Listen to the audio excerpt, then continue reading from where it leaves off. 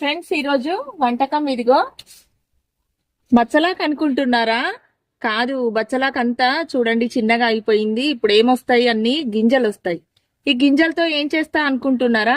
చూడండి, ఇప్పుడు ఈ గింజలతో కూడా మీకు ఒక డిఫరెంట్ చేసి చూపెడతాను. ఫ్రెండ్స్, ఇవన్నీ మంచిగా కడిగి పెట్టుకున్నా.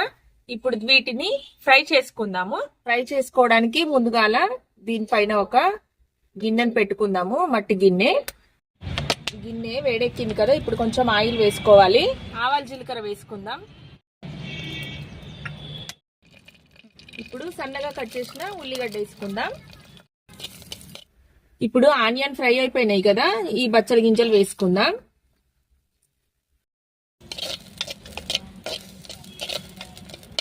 ఇప్పుడు ఇందులో కొంచెం పసుపు వేసుకుందాం.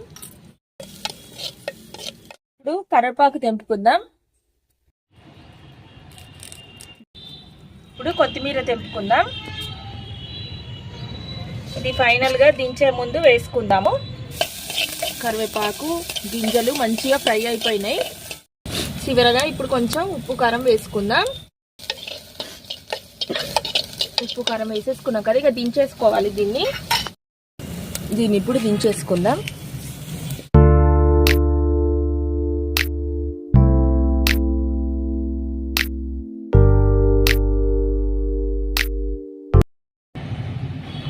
ఇది టేస్ట్ చేసి చూద్దాం ఇప్పుడు ఎలా ఉందో.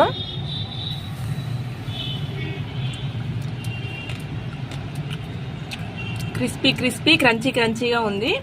అన్నంలో కూడా ఇలా క్రిస్పీగా ఇష్టమైన వాళ్ళకి చాలా బాగుంటుంది. నాకైతే ఇట్లా క్రిస్పీగా పంట కింద తగులుతుంటే చాలా ఇష్టము. మీరు కూడా ఒకసారి ట్రై చేయండి.